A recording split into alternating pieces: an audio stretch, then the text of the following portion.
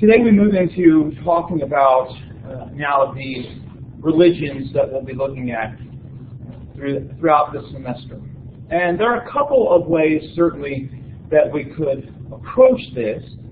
We could go in kind of a historical order, in the sense of what religions developed earliest. In that case, we would have started with Hinduism. Hinduism in existence prior to Judaism.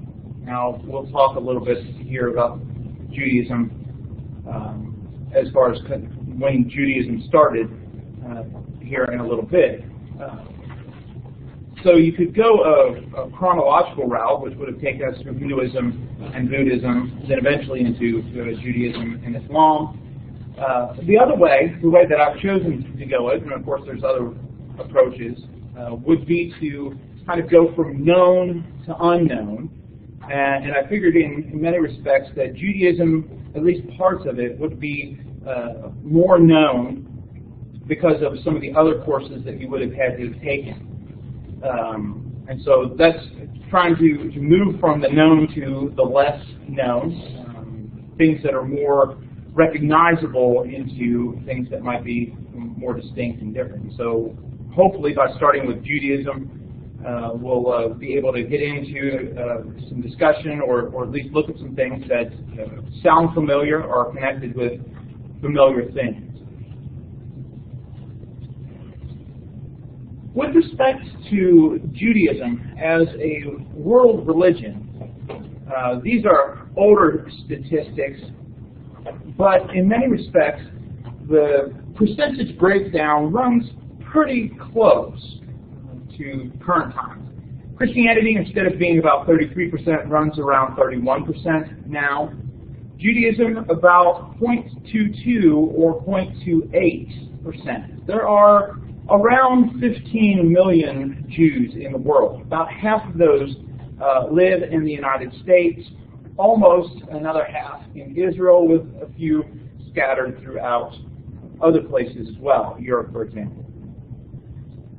Now, in thinking about the fact that Judaism runs so small, 0.28, 0.22%, why spend the time talking about Judaism when there are other groups that are much larger that we could be spending our time on in a class called World Religions?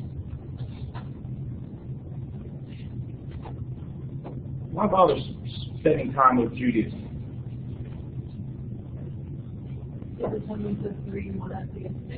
Okay.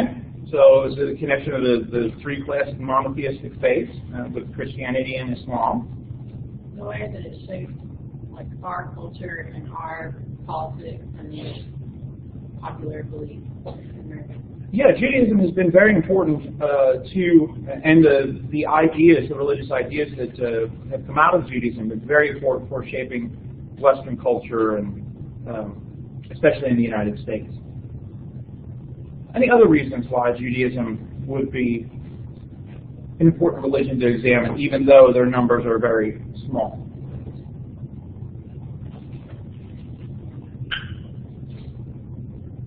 It kind of different to Christianity and Islam. Right. The connection to two of the largest religions, Christianity and Islam, are very, those ties are very close together.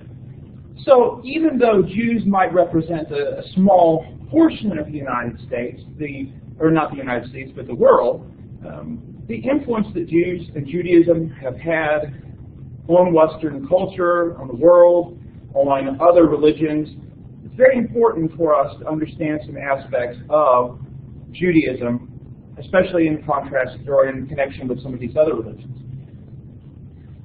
So as we get started, there are a couple key concepts or early broad ideas that I want to start off with before getting to some of the history and the text and the different types.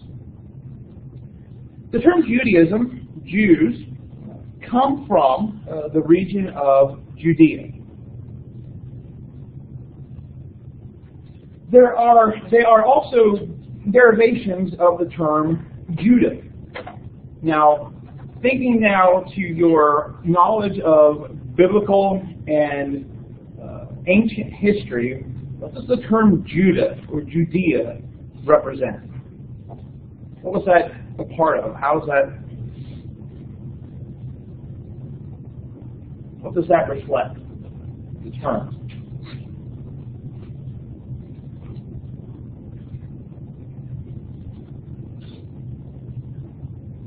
Where does the name Judah or Judea come from? It was one of the brothers, sons of Jacob, and then eventually they kind of split off into two kingdoms. Also, Jesus is called the Lion of Judah.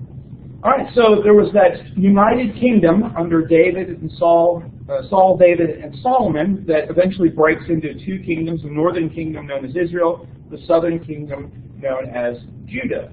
Predominantly made up of the tribe of Judah, although there were certainly other peoples that had united with Judah after the split.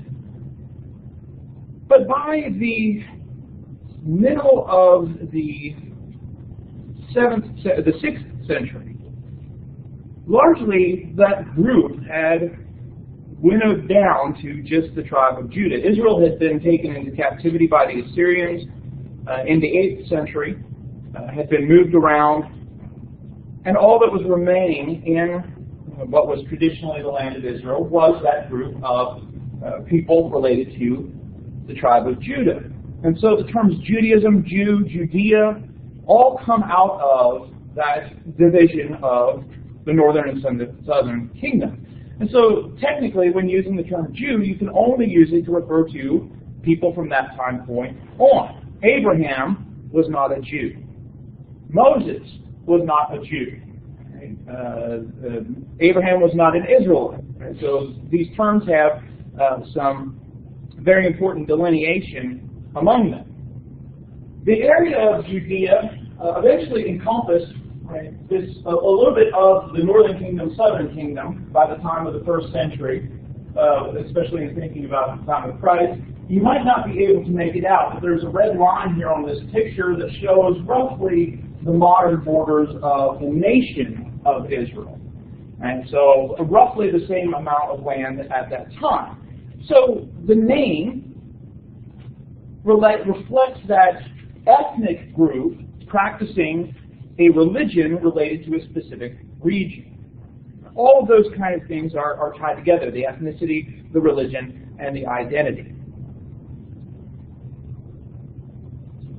Another important concept is the term diaspora.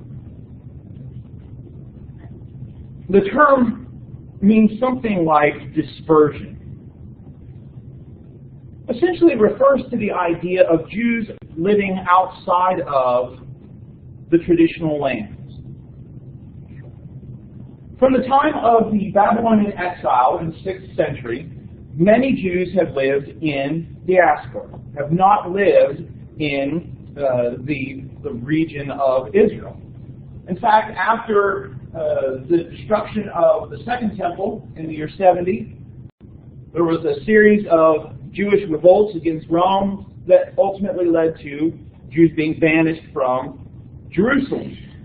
And so Jews have continually had an experience to one extent or another of living dispersed through other people.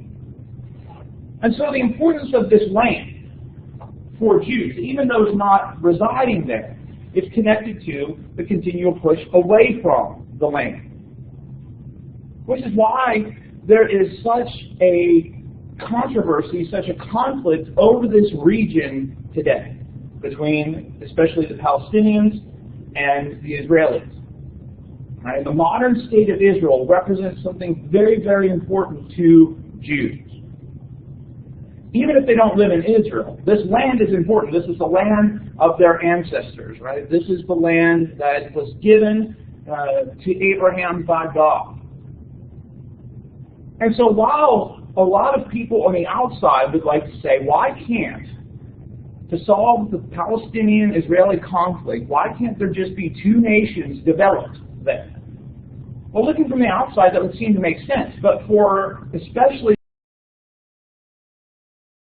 the Israelis, this is something that many of them are not willing to accept because of this connection to the land, even if they don't live in Israel.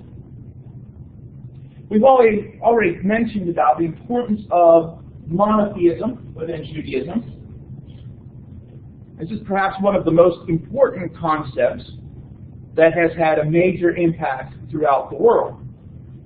Now, we talked previously, last week, about Corderon pointing out this idea of original monotheism, that monotheism has been around a long time, right? That most cultures probably originally worshipped one God, that idea was then corrupted into other extents. But as far as a modern type of monotheism, Judaism is the one that's most responsible for that. Now, there are other places that we can point to monotheism prior to technically Judaism. For example, the Pharaoh Akhenaten in the 14th century BC tried to get the Egyptians to become monotheistic, to worship the sun god. It lasted predominantly as long as his reign. Once his reign was over, Egypt went back to a polytheistic identity. And so a lot of what we think of today in terms of monotheism, and of course the impact on the monotheistic religions, has come from Judaism. And so that key concept of monotheism. Another key concept that's very important within Judaism is the notion of covenant. The belief that God has made an agreement, has made a contract between himself and Israel. And so the idea out of that covenant has come the idea of chosenness. The people of Israel, the people of the Jews, are God's chosen people.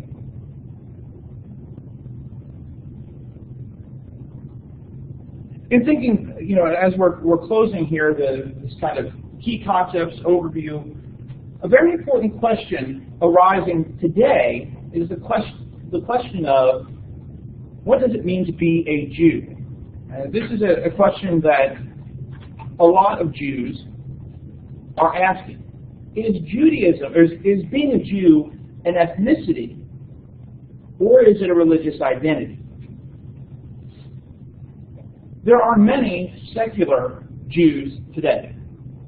Individuals who have no interest in particularly observing the religious tenets of Judaism. There are many atheistic Jews as well. The largest group of Jews in Israel tend to be Orthodox Jews. After that are atheist Jews. Right? There's kind of these two polar opposites. There aren't too many moderate or liberal Jews. There are some in Israel, but it tends to be the really staunch religious Jews or the non-religious Jews.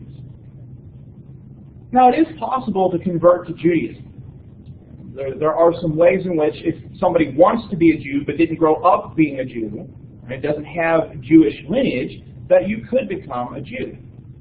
But predominantly, Judaism and the Jewish identity is made up of people claiming an ethnic heritage, right, that they have certain ancestors. But even that is problematic because there's been so much intermarriage between Jews and non-Jews because Jews have lived in diaspora.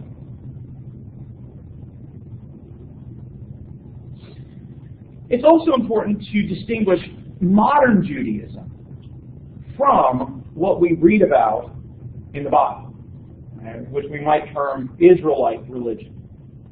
Certainly there are some connections, and certainly, as we'll talk here in a minute, the biblical basis for Judaism is at least important philosophically.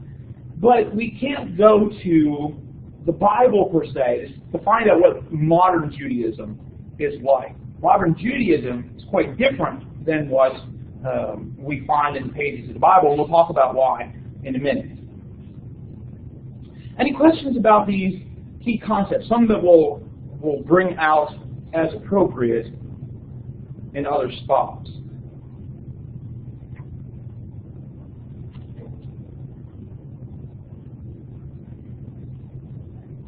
An important aspect of Judaism, compared to some of the other religious traditions that we'll look at is the textual tradition.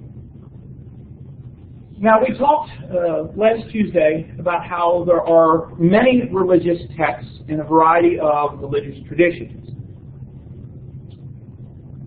But Hinduism, Buddhism, a lot of indigenous religions, Chinese religions, etc., don't look at their texts, or their texts aren't as important as what we see in Judaism and then in the companion religions of Christianity and Islam.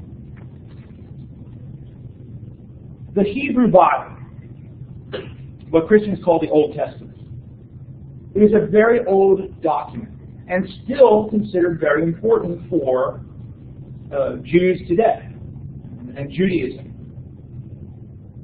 But a lot of modern Jews respond to the Bible differently.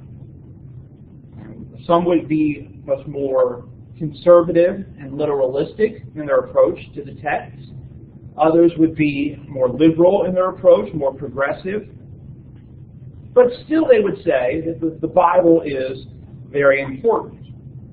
Now, in talking about Judaism, of course, we're kind of faced with this dichotomy between our desire as Christians to refer to it as the Old Testament. Well, to call it the Old Testament to many traditional Jews would, of course, be offensive, because they would not see it as an Old Testament, but it is the Bible. Now, of course, as Christians, we believe that God continued His revelation into Jesus Christ and then through the apostles, which is why we have this distinction between Old and New Testament. But in talking about Judaism, it would be more appropriate to use the term Hebrew Bible, Jewish Bible, something like that. So the Hebrew Bible, very important, often refers to as Tanakh. Tanakh is actually an acronym for the three sections of the Hebrew Bible. The first is Torah. The Hebrew word best translated something like law or instruction. It refers to the first 5 books, the 5 books of Moses, Genesis through Deuteronomy.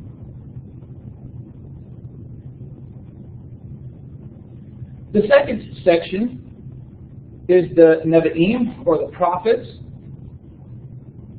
A little bit differently considered or conceptualized than compared to how Christians think of the Old Testament. So when the Christians talk about the Old Testament and the prophets in the Old Testament, you're talking about books like Isaiah, Jeremiah, Ezekiel, Daniel, those kind of books, but which are included in Tanakh. But the prophetic books of the Hebrew Bible also include things like 1st and 2nd Samuel, 1st and 2nd Kings, a lot of those that would often by Christians be referred to as the history books. Well, they're considered to be part of the prophets, actually referred to as the former prophets, with Isaiah, Jeremiah, Daniel, the minor prophets being conceptualized as the latter prophets. The last section of the Hebrew Bible is the Ketuvim, or the writings. This would be things like Psalms and Proverbs, Job. And actually, I mistakenly included Daniel among the prophets. They consider Daniel as part of the writings, not as part of the prophets. Furthermore, the books in the Hebrew Bible are in a different order than the Christian Old Testament. The same books, but they're in a different order. So the Christian Old Testament ends with what book? Malachi. The Hebrew Bible ends with 2nd Chronicles, which is part of the writings. Why do you think there would be such a difference in the order of these books, even though they're the same books?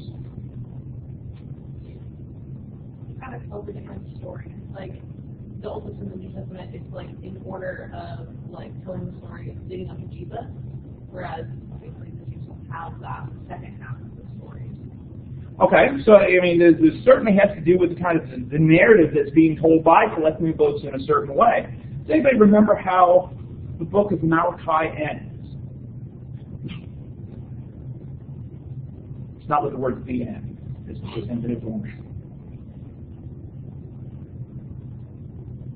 The book of Malachi ends with a prophecy about God coming into his temple, that he's sending his messenger before his face, a lot of things that we've taken and interpreted in the New Testament in the context of Elijah, not the Elijah that is to come, but Jesus.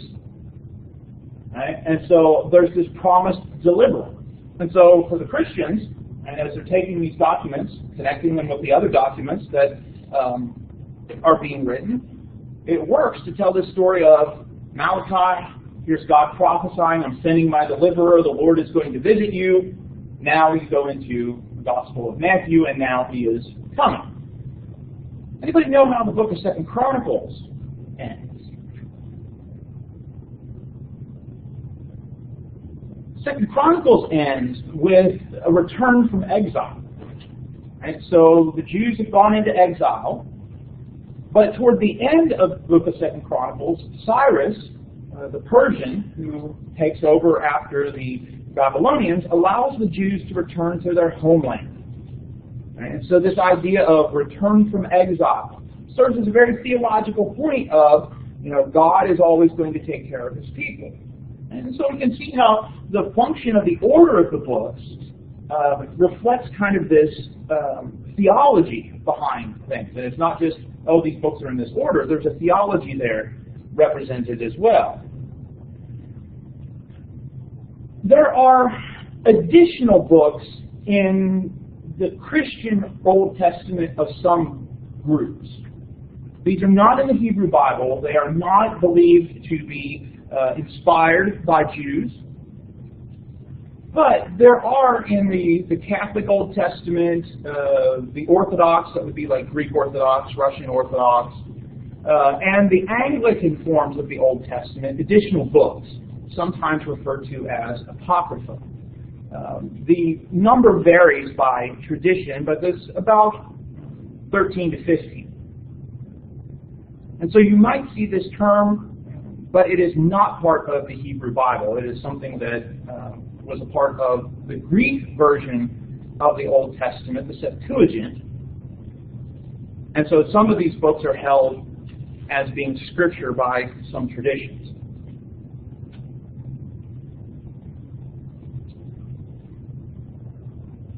Any questions? Anything I need to explain or clarify?